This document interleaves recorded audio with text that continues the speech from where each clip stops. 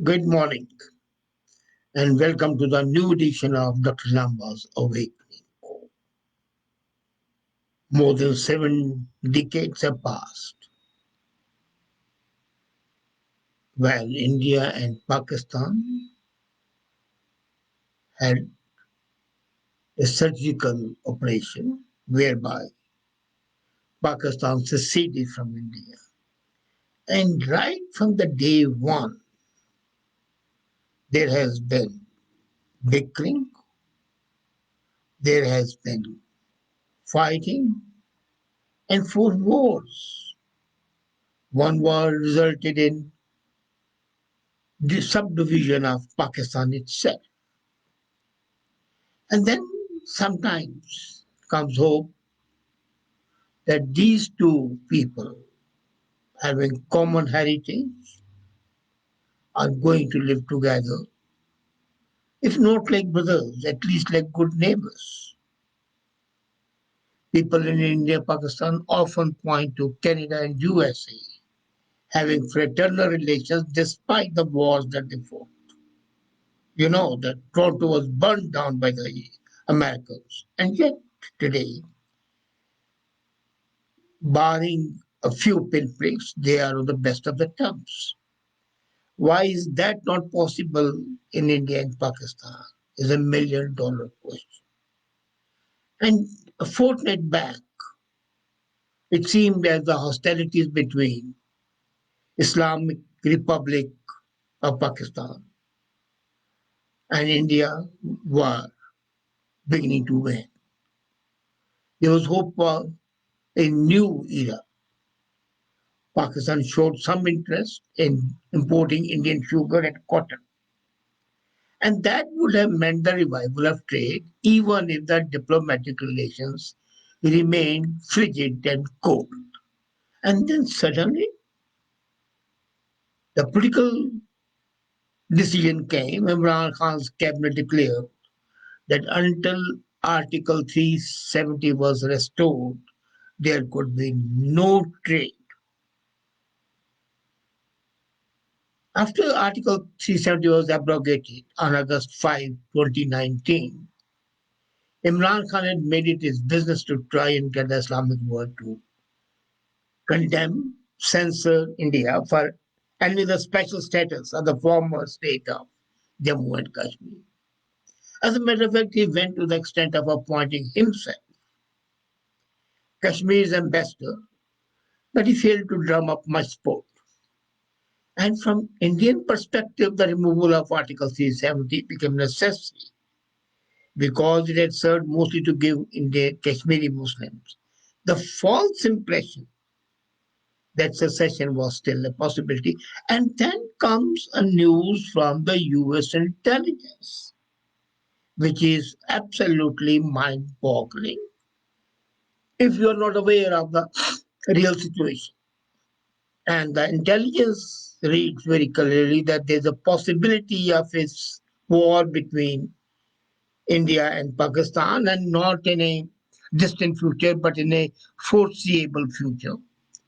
And this war shall destroy any hope of peace between the two countries and might also engulf other countries in the world, which is likely to happen because immediately Turkey is going to support Pakistan. Iran also might support, but China definitely would support. So it can be, if not a world war, at least a semi-world. So is there any hope that the two countries can live together peacefully? Most of us think no. No, you see, it's okay to have poised declarations. It's fine to think that we can live in peace. It's nice to dream of utopias, but one has to be realistic. At the same time, as I have been often saying, that in politics there are no permanent enemies and no permanent friends. Pakistan and Bangladesh were sworn enemies, but slowly that enmity decreased, and they may not be brotherly, but they are not enemies as well. So That can happen. But what is the possibility, or rather, what's the probability? Let's consider the situation as it is. From an Indian perspective, the removal of Article 370 became necessary. As I said, the main reason was not that it had become dead as a dodo. It had become. But people were still under the impression that as long as Article 370 is concerned or exists, there's a possibility that Jammu and Kashmir can secede. They had a special status, they had a separate flag. It was never a real possibility.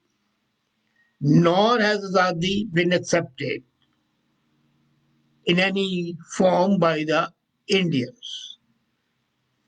I agree for the Hindutva lunatic fringe that continues to believe Akhand Bharat is still a possibility. The same message applies.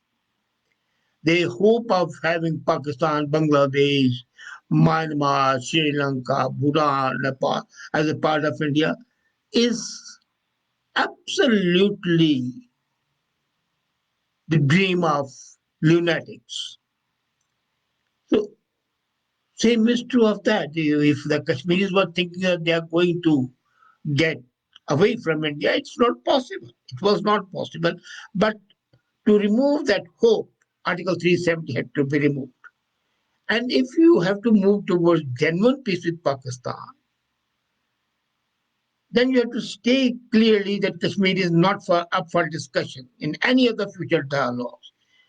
All the prime ministers till Modi have been saying it, yes, we will discuss it. Even Atal Bihari Vajpayee said, we can discuss it. Musharraf came. And as a matter of fact, there was some barter system on the table during Manmohan Singh's time.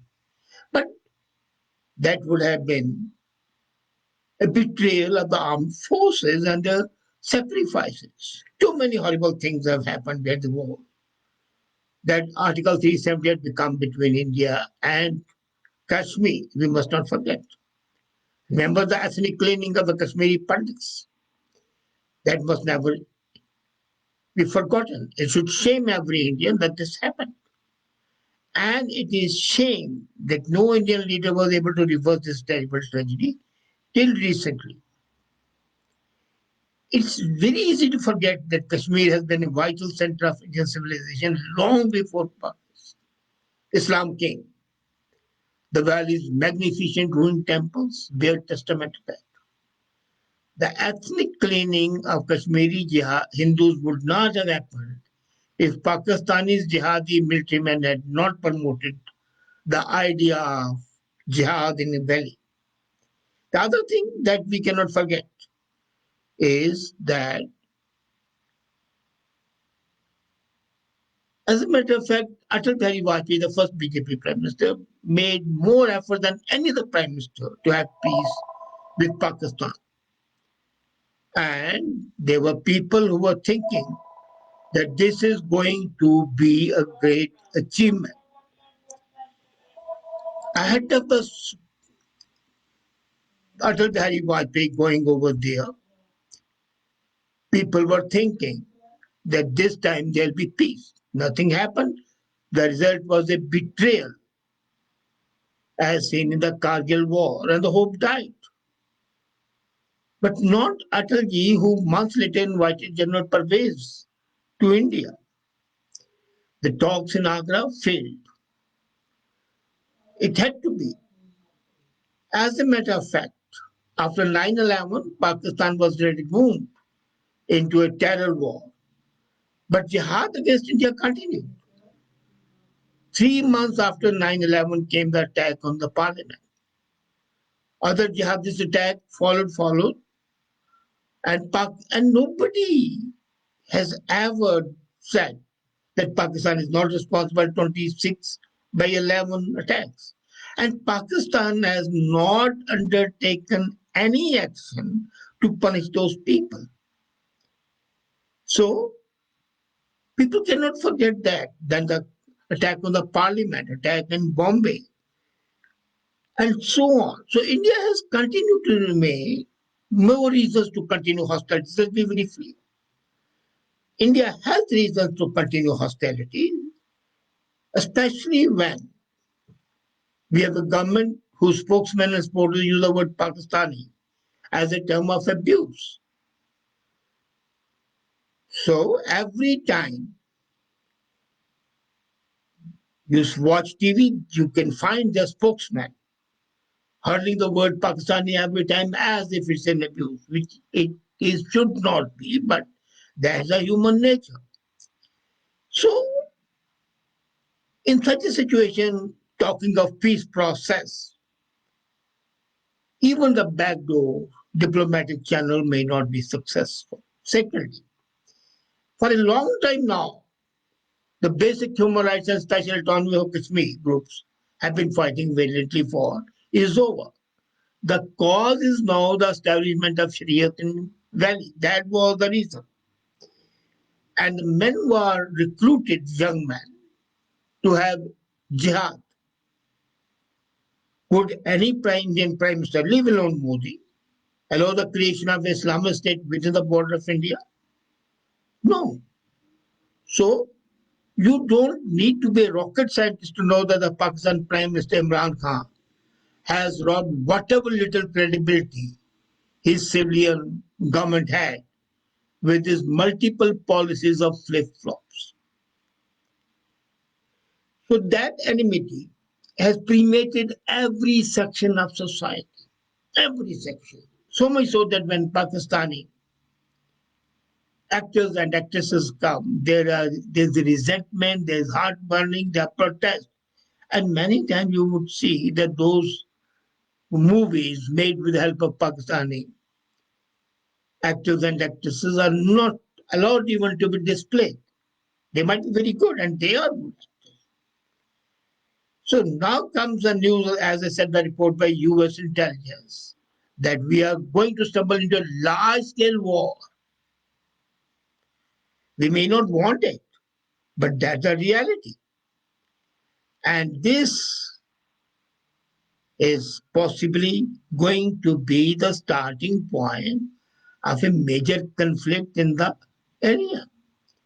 This report by the National Intelligence Council of USA has been presented to the Congress and to the President. Let's see what they happen. And the time they are given is within the next 5 years is possible. So the ability of some militant outfits to conduct attacks, New Delhi's resolve to retaliate immediately, and Islamabad's determination to defend itself, these are likely to escalate, increase in the next 5 years. So every time there's an attack, Pakistan would say it is a right of the Kashmiris and Indians would attack Pakistan. Balakot may be repeated every time. So miscalculation by both the governments and breakdown in the deterrence that has restricted conflict to level cannot be managed. We had recently seen that a Pakistani politician said, we have nuclear weapons. So the hope of peace is not there as far as that's concerned. And then you cannot deny that Modi is not Rajiv Gandhi. Let's be very clear. Rajiv Gandhi was content to leave the border dispute unresolved. And he said, I leave it to the wisdom of the next generation. Modi says, no, we'll do it now. And Modi has enough political capital to push through a resolution. So amid the contrast in the two civilian leadership of the hostile neighbors, how does one read the present Indo-Pak situation? Is there any prospect of peace? No. But then, as I said, nothing is written in stone. Look at the reality of the situation. Pakistan economy cannot continue the present status quo with next to nothing trade with India. Let's be very clear. Islamabad is on the 13th loan from IMF, and economy is battling a crippling inflation. And for the first time in the history, Pakistan is compelled to import wheat. And it was a wheat bowl of the world at one time. After years of being self-sufficiency, they cannot feed their people. And if you discount any comparison with Bangladesh, which is growing at an impressive 8% with higher GDP than most of the countries in the world, then Pakistan economy is in tatters. It's not for nothing that Pakistan Army Chief spoke about geoeconomics in his much talked about speech on 18th of March. No amount of jingoism can cover the economic disaster that Pakistan is facing. And it's not for his obsession to checkmate India. Would the Pakistani economy, with its excessive defense spend, be in such a mess? They are wasting so much money on defense. They could easily come to terms with India. Both countries could gain. There could be free open trade. And the things could be very, but then even the baby steps cannot be taken. Secondly, the worst of the Pakistan's economic mess is to the presence of China. People think that China is helping them, but there are large payouts to China. China has invested heavily in China-Pakistan economic corridor, which is a vital part of its Belt and Road Initiative. And China is a rent-seeking country, not an aid-giving country. Sooner or later, China is going to extract its pound of flesh because it has invested a large amount. There's a comment by Singh Jaspal, how long both countries afford to leave the detente in cold storage. Well, Mr. Singh, as I was saying, forever, possibly, it would not be possible to have peace, as I have discussed that. But some glimmer is there because of the economy of China, as I'm discussing now. Otherwise, one day there's going, you see, this situation is similar to what France and England had. They had 100-year war. And then when the economies of both the countries were devastated, I would say no, they were not devastated. When they became colonial power, the wars were carried on in India and Africa. And the trade was devastated, not the economy. Then they said, okay, why are we fighting? Let them be happy their way across the channel, let's be happy. So that might happen. And let's not forget that the Chinese impact is making some sane people in Pakistan, there are some sane people, they are wondering what must be Islamabad's relation with Beijing in the long run. And how the relationship would change if the attention of Pakistan was not only on being anti-India. It would have normal ties with China, but would not become a vassal state. At present, it's almost a slave state. And it's becoming heavily indebted. Second situation is in geopolitical, Afghanistan. USA said that they are going to vacate by mid-September. So what's happening? There's a multi-nation UN team. If that is there, India would be included in that. You can be sure. And Pakistan would not like it. So it may not be out of ordinary to assume that in that nature, a back channel line of communication may include Pakistan, Afghanistan, which can be conduit for talks between India and Pakistan. And now, Mr. Singh, what you had mentioned, that is the time when there might be some hope of the detente coming out of cold storage and being established. Let's not forget that Islamabad stands to gain significantly if it can leverage its role in Kabul after America leaves. But would Imran Khan or his military bosses risk a larger play in Afghanistan by holding on to Kashmir issue? They can have that only if they let go of Kashmir issue. As a matter of fact, they're harping on Kashmir issue for the last 70 years. Is a major stumbling block. And if they can let go of that obsession, then another thing, in July, some elements in Pakistan Army and civilian government, this coming July, I mean after 3 months, is going to happen. I can tell you today. You would find in July, most probably by the 10th or 12th of July, they are going to recover the issue of integration of Gilgit, Baltistan, and POK as the fifth and the sixth provinces of Pakistan. Gilgit and Baltistan would be the fifth province, and Pakistan occupied Kashmir, Azad Kashmir, what they call it, shall be the sixth province. Now, Imran may not be able to resist the temptation given by the army. He might act like Modi did in abrogating Article 350, 370. And if such a situation arises, you can be sure it's going to be adding to fuel to the fire. What will happen is that the flexibility shown by India and Pakistan both would be further irritated.